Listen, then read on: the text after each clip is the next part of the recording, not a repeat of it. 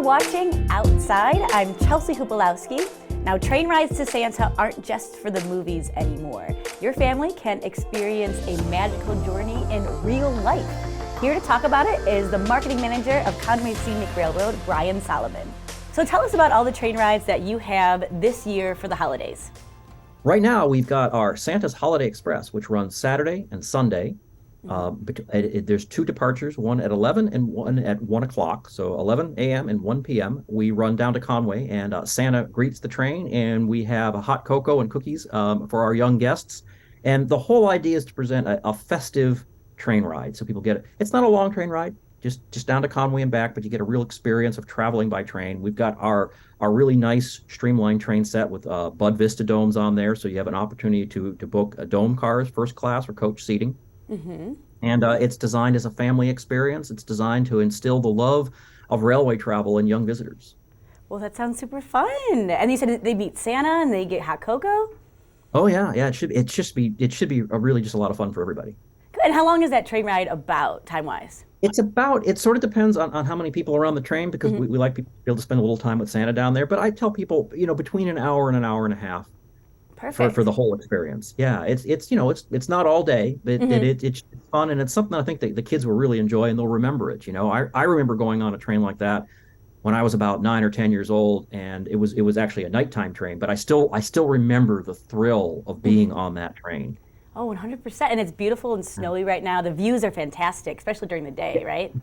To me, there's nothing better than riding on a train in the snow, because you get all the joy of looking at the snowy landscape Hmm. without actually having to get cold.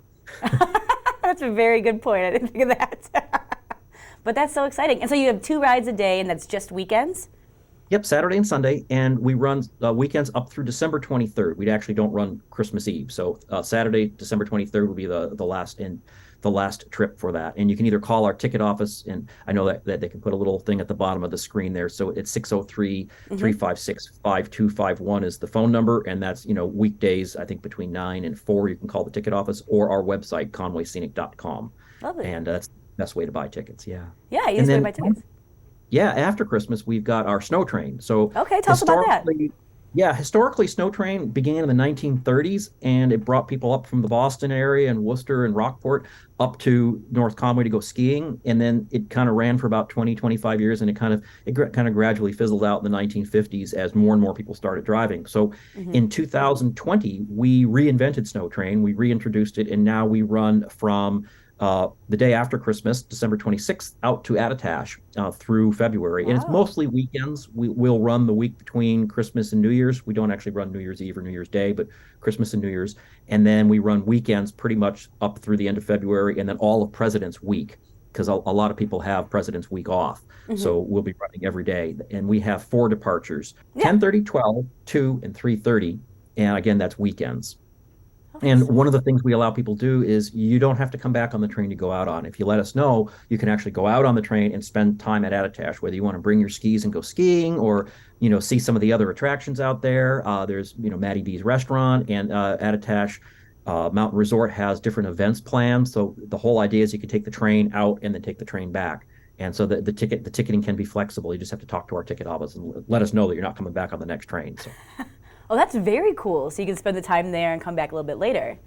yeah, yeah, and that's why we have multiple departures. Oh, okay. And then the last one to catch is the 3:30. So you don't want to miss that last one. Yeah, you know what? And and again, all these trains are the times departing from our North Conway station, our kind of iconic North Conway station Oh, with the yeah, it's two towers beautiful. right there. It's one of a kind. That Hmm. station was designed in 1874 by Nathaniel Bradley, and it's a Russian revival style of architecture, and it was designed as the gateway to the White Mountains. And it Oh, was also wow. a headquarters building for the original railroad, which was the Portsmouth, Great Falls, and Conway Railroad, which was part of the Eastern Railroad system, which later became part of the Boston and Maine. Most people kind of associate it with the Boston and Maine, which is what it was for 100 years. So Wow. I mean, going there, it's just iconic. It's beautiful. The whole experience. And Um, even if you don't go for a train ride, come in and check out the station, because it is a beautiful interior mhm. Victorian railroad station. I mean, it's got very tall ceilings and this incredible woodwork. It's pretty much inside, very much the way it would have looked as far as the setup and the arrangement goes. The ticket office and the whole area around where the ticket office is all original woodwork, and we still have some of the old telegraph equipment and everything in there. It's really pretty cool. It is. And It I feels always like historic, and then you have the gift shop as well. yes, that's true. And we got all kinds of cool gifts. One of the things, a little bit of history, most people don't know this, a lot of people that work in the station don't know this, is that the very first attempted long distance phone call was from that station to Boston. I Wow. don't remember the exact date. There's a plaque on the wall, about 1875 or so. Alexander Graham Bell himself worked with the railroad, and they were trying to make a phone call over the telegraph line. It didn't work. It failed. Oh my goodness.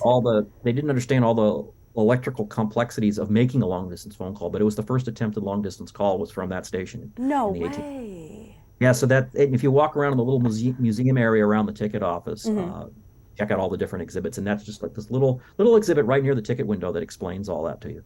That is really cool. Wow. Insane piece of historic information there. Yeah, we've got all kinds of great history. I mean, that's one of the things that I like to promote about the railroad is it's not just a train ride. It's about the whole railroad experience, and it'll take you back in time. Just such an exciting thing for families to experience this winter. So thank you so much again. Hey, no problem. And I hope everyone has just an absolutely wonderful time riding the train. It's a great time of year to take a train ride. Oh, of course they will. No doubt. And you're watching White Mountains Today.